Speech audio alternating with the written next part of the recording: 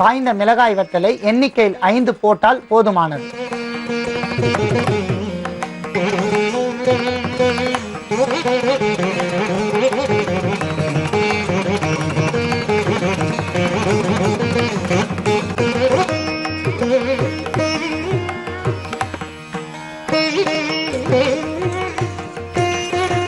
பொன்னிறமாக வறுத்த மிளகாயுடன் நாம் உளுத்தம்பருப்பு 1 டேபிள் டீஸ்பூன் அளவிற்கு சேர்க்கலாம்.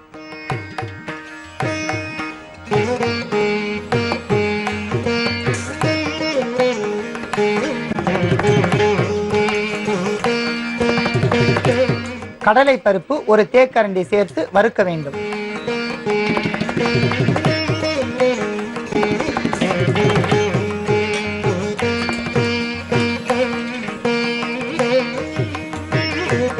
தேவையான அளவிற்கு உப்பை சேர்க்க வேண்டும்.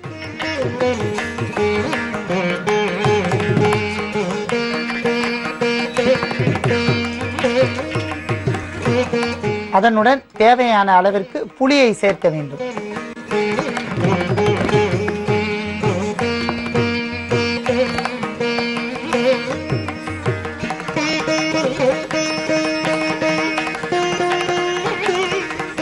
இறுதியாக வாசனைக்காகவும் மற்றும் நறுமணத்திற்காகவும் பெருங்காயத்தூளை சேர்க்க வேண்டும்.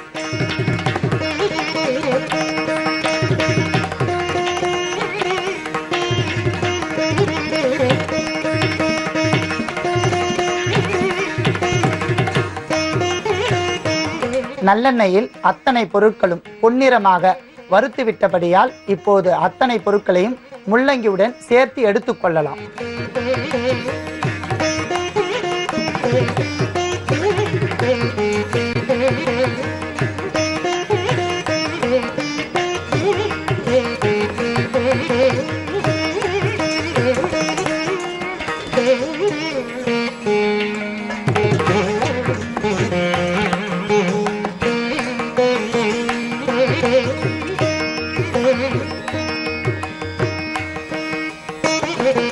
இத்தனை பொருட்களையும் இப்போது நாம் நன்றாக மைய அரைத்து கொள்ள வேண்டும். முள்ளங்கி மற்றும் பல்வேறு வகையான கூட்டு பொருட்களை நாம் இவ்வாறு அரைத்து எடுத்துள்ளோம். தேவையான அளவிற்கு நாம் ஒரு விழுதாக அரைத்து வைத்துள்ளோம்.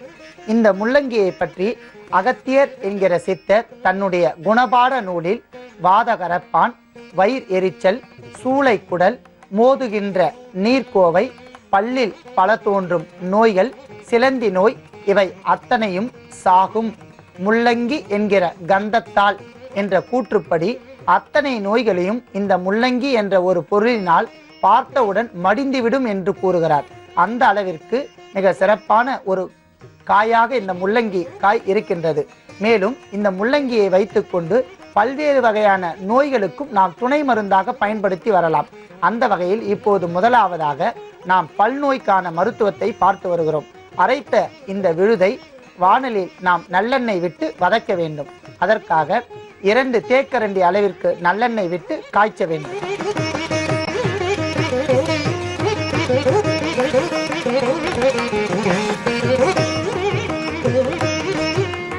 நன்றாக காய்ச்சிய அந்த எண்ணெயில் நாம் சிறிது கறிவேப்பிலையை சேர்க்க வேண்டும்.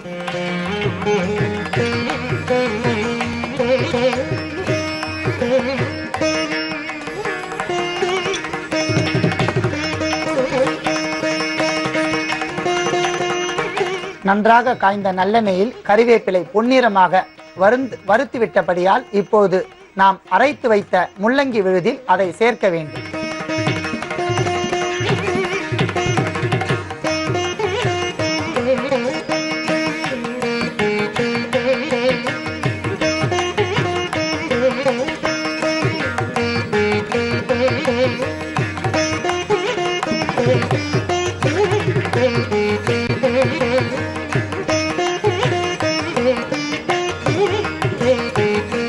நல்லெண்ணெய், அதனுடன் வறுத்த கறிவேப்பிலை, இந்த விழுது அத்தனையும் நன்றாக வதக்க வேண்டும்.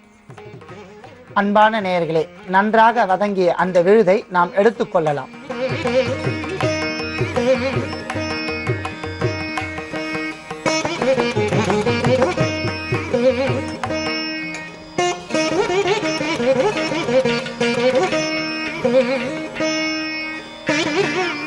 அன்பான நேயர்களே, அகத்தியர் பெருமான் என்கிற சித்தர் கூற்றுப்படி பல்வேறு வகையான பல் நோய்க்கு மிக சிறந்த ஒரு துவையல் எனப்படும் இந்த முள்ளங்கி துவையலை தினந்தோறும் சாதத்தில் பிசைந்து சாப்பிட்டு வந்தோமானால் பல்லில் இருக்கக்கூடிய அத்தனை வகையான நோய்களும் பறந்தோடிவிடும்.